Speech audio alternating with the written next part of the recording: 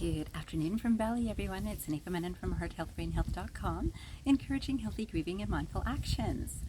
Today, I would love to talk to you about multisensory experiences. Multisensory experiences are exactly what they sound like.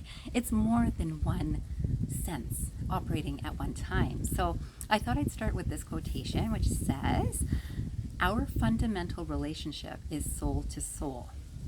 As we become multisensory, we become aware of it." And this is such a beautiful space to work from. This is by Gary Zukov, so you might have heard of Gary Zukov. And if you haven't, this quotation is a beautiful space to work from. So this communication of soul to soul. And soul to soul communication does benefit from understanding our senses, and most of us, all of us, are working through our senses. And our sensory perception, as we know it, we know about seeing, hearing, touching, smelling, tasting, and we know, or maybe you know, that the mind is also one of our senses, because it's the one through all of our senses are actually working from, right? So this is through the mind that I perceive through my senses of any sort, where I can feel, what does this feel like? What does this taste like? What does this sound like? So that comes from the mind that allows that processing. Now, there is something beyond the mind, which is a soul level. So if you think about how we're living in life these days, and not only these days, for many, many generations, perhaps throughout life, people have become very attached to senses. So when I become attached to a sense and I like the taste of something, I'm going to do more of what I like the taste of. And this, again, could be in what I hear and what I speak. It could be in what I taste. So it's all of our senses. We focus in on a few. So the things that I've seen most commonly, and I think you'll notice this too, is either the sense of taste, or of course there's the sexual pleasure, so that's a touch. And there is these two areas that have taken predominance in a lot of the world, and certainly in North America, which I'm very familiar with.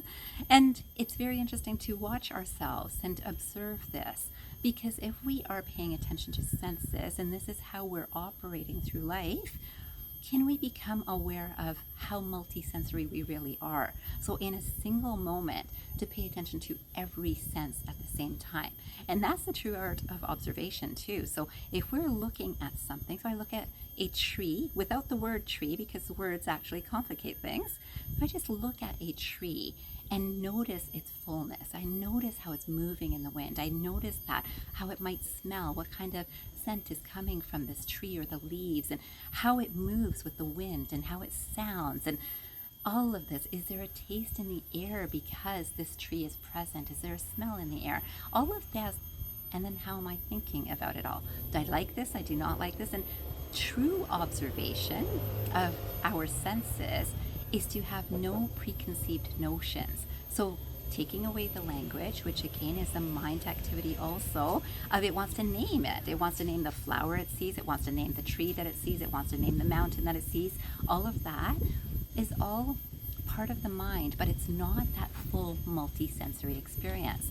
So when we look at even the people closest to us, which is probably a very good place to practice, we can look at our partner, husband, wife, partner, and can we truly observe without any judgments, without any preconceived notions, and just truly and fully observe with all of our senses?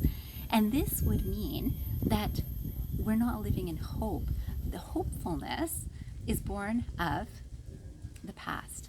So hopefulness is a desire of the future.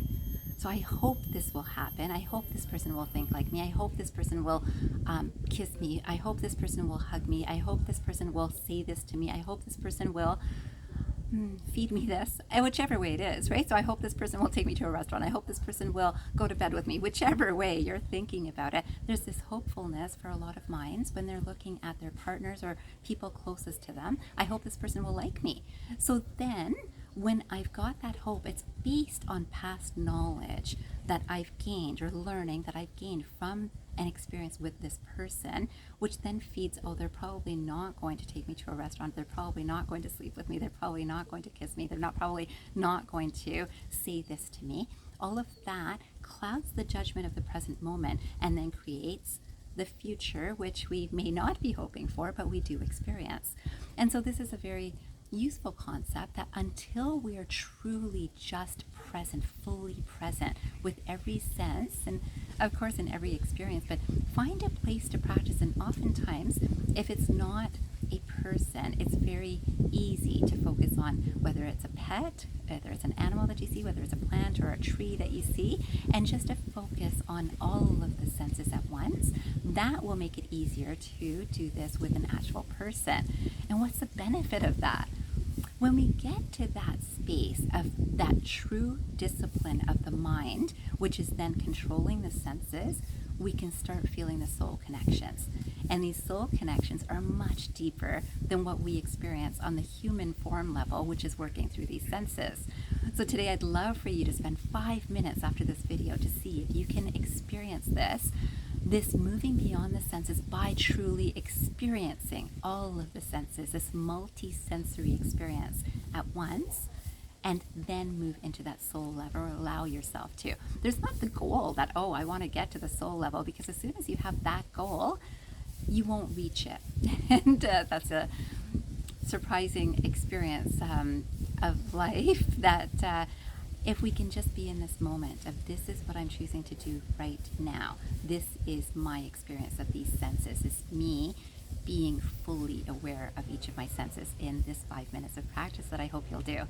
I thought I would finish with this other quotation, and this is by Amit Ray, and this says, "Enjoy the limitless bliss consciousness here and now. The reality of you lies much beyond your sensory perceptions and boundaries." And this is what I'm trying to share with you in this video too.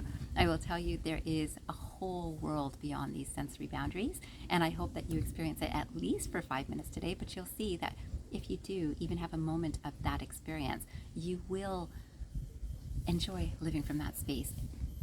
Of course, the mind will want to enjoy that experience again and again. When you see how blissful it truly is, you'll want to experience it more and more, and you'll see that it's not something that you actually have to will the mind to do. It's literally controlling the mind, which then allows this experience. And I hope that you will allow your experience to blossom into this blissful space today, and of course for every day of your life.